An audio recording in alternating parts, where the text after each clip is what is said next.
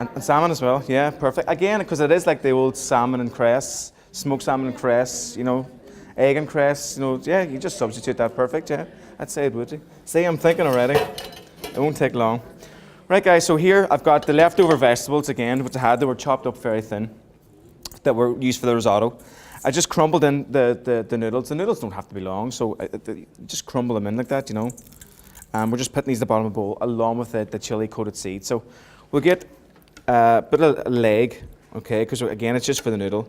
And there's great flavour in the leg as well. Well, I'm always left with the leg of chicken, so I'm in my house, but I don't mind, because I'd rather have it, to be honest. So, like, this chicken is so well cooked now, you're basically just going to tear this off, straight in,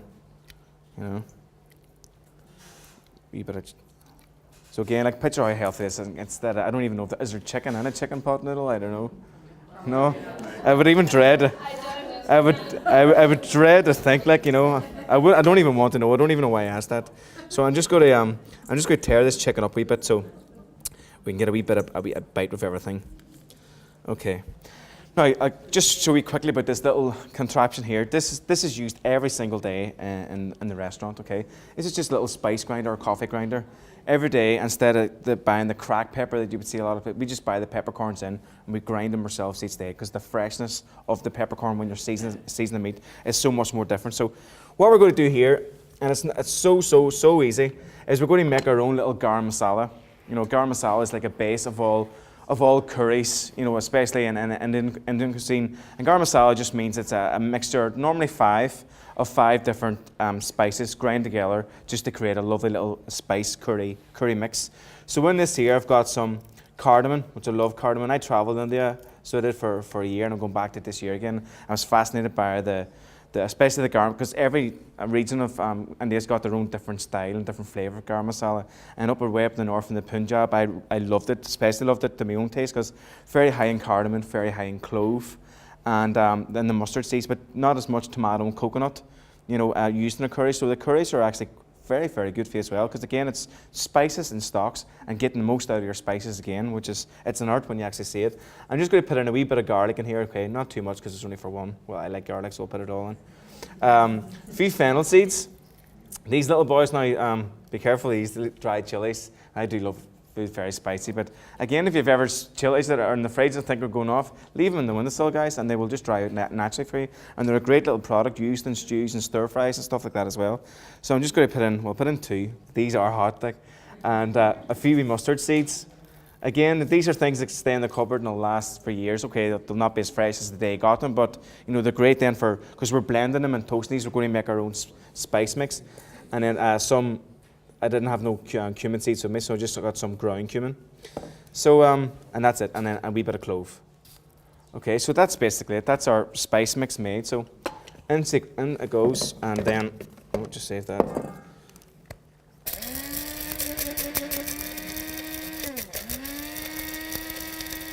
And that's it. Simple as get there we go. I'll let you smell this here quickly as well. And just the freshness of it, it's better than opening a jar that says garam masala. Again, we're using these ingredients, and cooking healthy, you have to make that little bit of effort to get the best of flavours going on for what you're going to eat. That's let me see if I can get a wee containers and put some of this in. You can pass about and smell it. I've got one of my cups there. This will do lovely.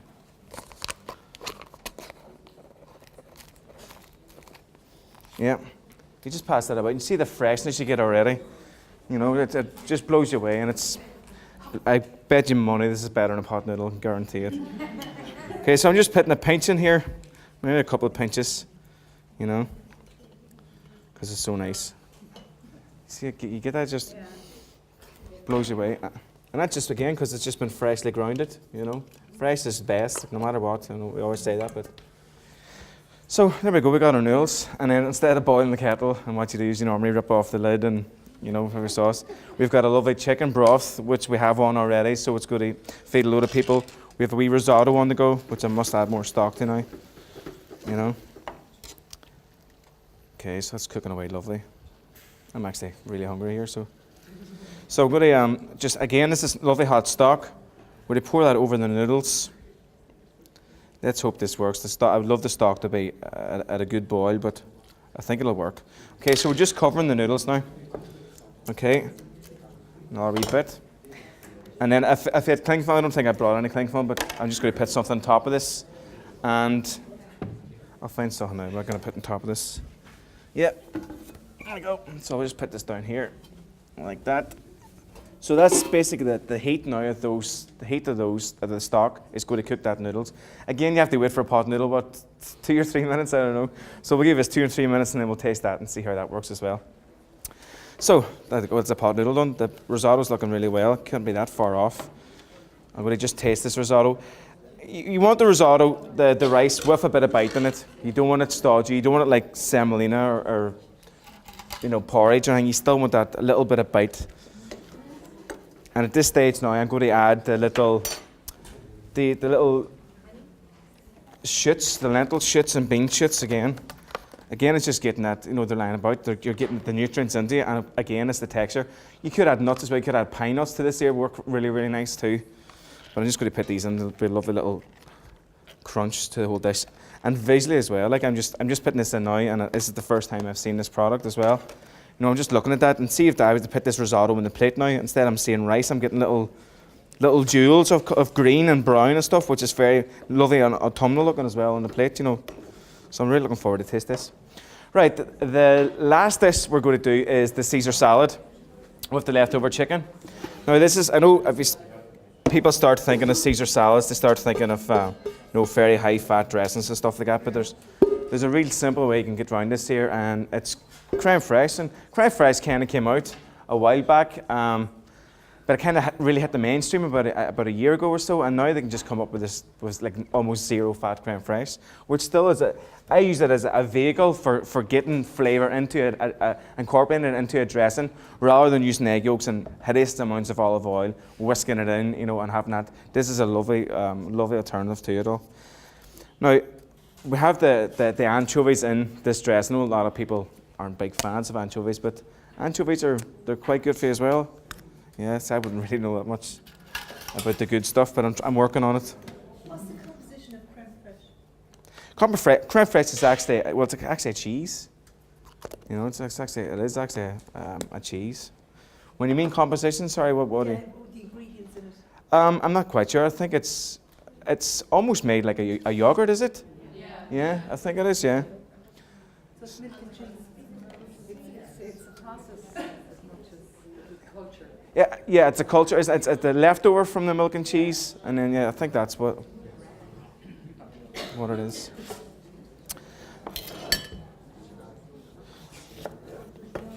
Okay, so we got the creme fraiche in here. There's a couple of anchovies, which are here. Okay. Again, the little tin ones are fine for dressing. If you're going to have friends over for a nice even a antipasti or whatever, I would try and spend a little bit more than the tin ones. So, that's only if you like them. If you don't really like them, go with the tin ones. Okay. So I'm just going to chop this up quickly. Very fine. It will kind of just mush up for you as well. Okay, so we'll just put a wee bit in that there. Again, that's the sharpness, which is great along with the chicken. So it is. We got some nice lemon juice. Is going to counter that as well. Plenty of lemon juice. Lovely. I'm going to, what else was I going to put in that there? Oh yes, the Donegal rapeseed oil. This is just to loosen it, and it gives the dressing a lovely shine as well. Okay, and a bit of garlic, of course, and a bit of parmesan. Parmesan, again, is optional, I'm only going to use a wee bit just to get that little sharpness of the parmesan. But again, you can use a different cheese as well. You can use a pecorino. You could use some hard used milk or whatever, like some the Greek stuff. I think that's actually a lot better for you. You could just finally grate that through. Or again, you could just leave it out. And of course, the garlic as well. We love the garlic, so we need plenty of garlic. And then some chopped parsley as well. Okay.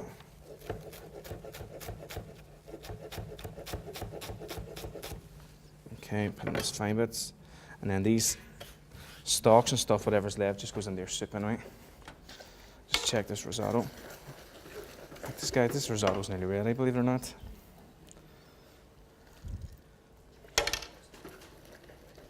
Quick taste just to see where we are, how long we've got left.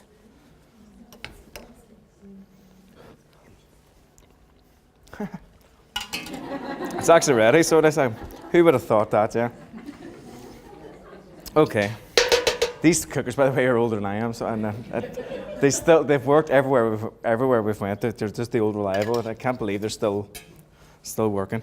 Okay, so that's a creme fraiche or lemon juice, bit of garlic, parsley, and the chopped anchovies. Touch of the Donegal rapeseed oil. Okay. Okay, that's the dressing. Now, you could do this salad a couple of different ways now. We could throw the leaves in. We could throw the leaves into the whole dish, okay? And then we could add the chicken, start mixing it all about. But I think the chicken, if you add the chicken and warm to this, it's going to go a bit soggy. So I'm actually going to just dress the salad with the dressing. So I'm going to just loosen this here ever so slightly. Just a touch of the Donegal rapeseed oil. And I'm going to just a wee touch of water. A wee touch of water will just loosen this nicely. And again, you know, we could have used cream, we could have used more oil or whatever, but water will just loosen it perfectly for you. Okay, so that's it perfect now. Now, seasoning wise in this here, again, because we've used anchovies and it's a natural product and it's quite salty, doesn't need any salt whatsoever. The anchovies are very, very salty. Okay, so I'm just going to leave this here, and my bowls are here. Okay. So I'm just going to plate up this salad now. So we've got some nice leaves. Again, you can use the cost leaves. You can use whatever leaves is there. You know, it doesn't have to be baby gem. They use baby gem leaves initially just for the texture and for the crunch and stuff like that. But again, what we're going to use today is we're going to use some of the little chili seeds again, which would work lovely with the chicken. And plus, we're going to use some of the cress as well, some of the shoots. So a few of those, okay. Just put this to the side. We'll get some chicken out now. And again, now you could use the breast of chicken for this, you know, or you could use the leg. Again, whatever's available, you know.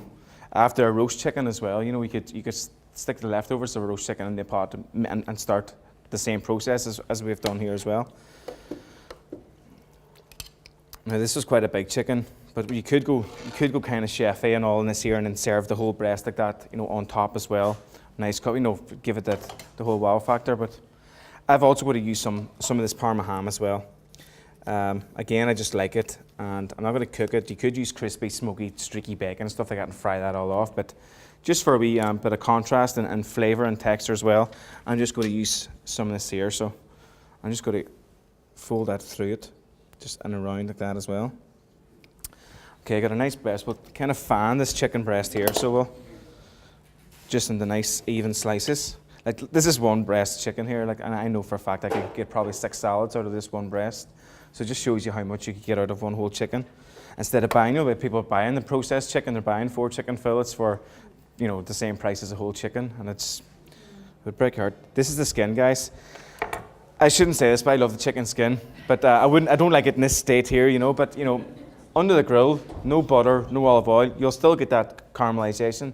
You know, colour means flavour as well. And nothing can dispute that fact. But you know, you could put this chicken just under the grill now to crisp up that skin, but we're not good at it today.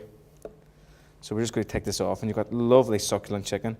Basically, I'm going to do nice thin slices. You know, it's even falling apart. You know, it's done its work. It's got all that lovely flavour into the stock as well. Okay, so here we go. We've got some nice. Just put that around. Okay, and then now we've got our Caesar dressing. We'll just spoon some of that around it.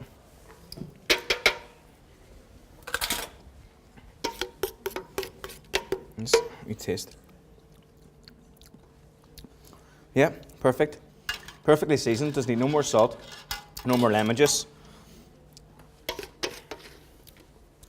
You know, you just spoon that about now. Well, this looks a wee bit prettier, just, you know, and then what the chefs are all into at the minute is these little shoots.